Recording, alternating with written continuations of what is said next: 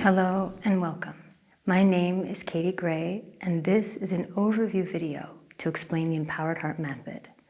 First, I'll explain what it is and then how it works.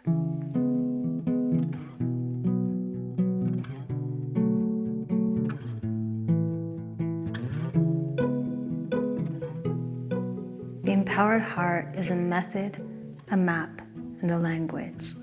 And it was designed and created so that we can heal from unresolved trauma. Through better understanding the experiences that we've been through and the many ways we've learned to protect ourselves by separating from the pain, we can then step into higher levels of presence and awareness and resensitize, building a relationship with our feelings and empowering ourselves by then taking action to get our needs met. And through the process, returning to a place of presence, compassion, and confidence. Let's talk about how it works. As you can see, we have a map. And just like any other map, this map helps orient us. It helps make sense of where we're at. And when we've experienced trauma, and we found ourselves in a place of avoidance and disconnection and unconsciousness and suffering, we can very often feel alone. We can feel overwhelmed and like there's no way out. And this map helps remind us there is a way out and there is a reason why we're suffering and struggling. And that's very helpful.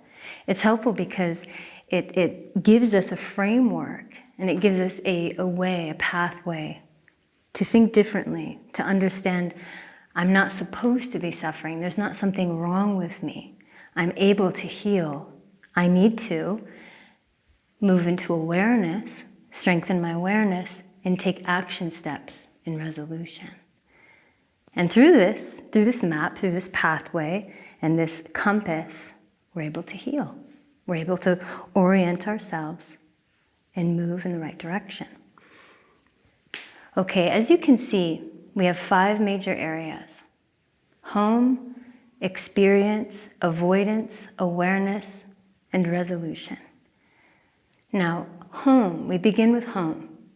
And home is symbolic of your starting point and the destination of where we're returning home to. Home is the heart, and that's the true spirit, the nature of you. That's the innocent, beautiful, benevolent, conscious, present, true nature of your being. And while you may not always feel that or feel connected to that, that's who you are, and that's who we're getting back to. You'll often hear me say we're returning to a place of presence and confidence, and that's because when you were born, you were present, you were confident, you used your voice to get your needs met, you were sensitive, you're precious, and that's who you still are. But you've been through a lot. You've been through the experience of trauma and probably many experiences of trauma. And when you move into the experience of trauma, you separate from presence. You experience the impact, the shocking impact of trauma, the wound, the pain and discomfort, and the fear and anxiousness, the need to know you're okay, to know you're safe, to know you're loved. And if you don't get those needs met, if you've experienced trauma, this beautiful, tender heart then innocently moves into a state of avoidance. And as you can see, we also move into a state of unconsciousness. Unconsciousness meaning we separate from presence, from awareness. And we distract ourselves. We dissociate. We learn how to turn those feelings off. We learn how to not look at those painful experiences. And maybe we even get defensive and angry if someone comes too close to that cage around our hearts that we're closely guarding in order to protect ourselves from the pain. And eventually, we may find ourselves in a state of suffering, addiction, depression, a lack of hope, a lack of purpose. However, as you can see on the map, that's not our destination, that's not who we are. This is who we are. So we need to get back home. And in order to do that, we need to turn around and enter to a place of realization. Now we enter into awareness. And as we enter to realization, we recognize, I'm suffering, I'm hurting. I don't want to feel like this. I'm ready for change. In order to heal, we have to be ready. We have to be aware that we're suffering and ready to transform our lives. We move into realization and then further into awareness through observe and feel. This is absolutely necessary. In order to get back home, you have to move into awareness and observe the truth of what you're experiencing and what you've experienced in the past. It may not be comfortable. It may be very uncomfortable because you'll have to feel. When we come in contact with the truth of what we've been through, we also come in contact with resensitizing ourselves and feeling. And it was because those feelings resulting from the trauma are so uncomfortable that we separated from them. We dissociated. We avoided feeling. So now we have to reawaken our strength and our confidence and that fierce ability within ourselves to reconnect with ourselves and feel what we're going through. And if and when we've moved from avoidance into awareness, we're then moving further and closer around the circle back home into resolution, into connection. Connect, release, comfort, and love. Those are the 4 major needs we work with in the Empowered Heart. Connect, release, comfort, and love. These are the resolution steps. And if you think back to the experience of trauma, when you experienced that need, when you needed to know you weren't alone, when you needed to know you're safe, that you're loved, and you didn't get those needs met, you figured out a way to disconnect, to shut down. But now you need to courageously rebuild your relationship with trust and with knowing that you're not alone and connecting with people, connecting with animals, with nature, connecting with yourself.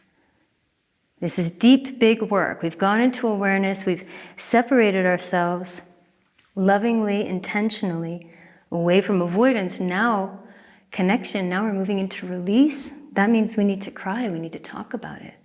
For many of us, when we've hidden ourselves in that place of protection, we lost our voices. We disconnected from sharing our emotions, from feeling them and expressing them, from crying.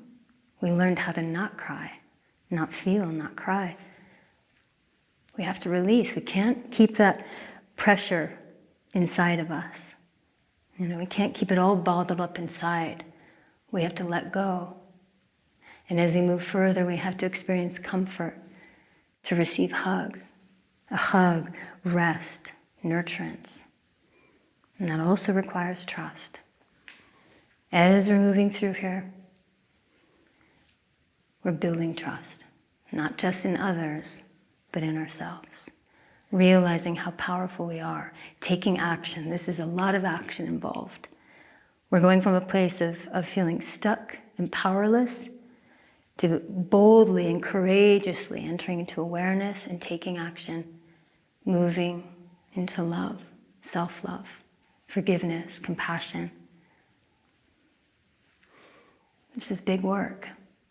And when we've done that, when we have made it through the cycle, when we've moved out of avoidance, and we've come into contact with awareness and strengthened our awareness and moved into higher levels of consciousness and gotten our needs met,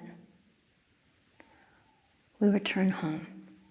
We feel grounded and present. We feel resourced. We have trust in ourselves. We know the truth that traumas will happen in life, and life will have painful experiences again and again.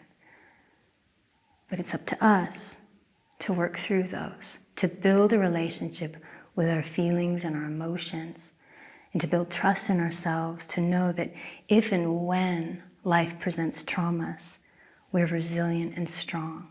We're going to lean in and help ourselves through it. Rather than dissociate and avoid and disconnect, we learn to connect, to listen, to feel. And that's power. That's confidence. That's how we heal. And when we come home to presence, we're not living in fear and anxiety. We're not protecting ourselves and hiding. We're living. We're experiencing life. We're present. We're not afraid. Not afraid of our feelings, not afraid of ourselves, not afraid of our power. And that is the empowered heart.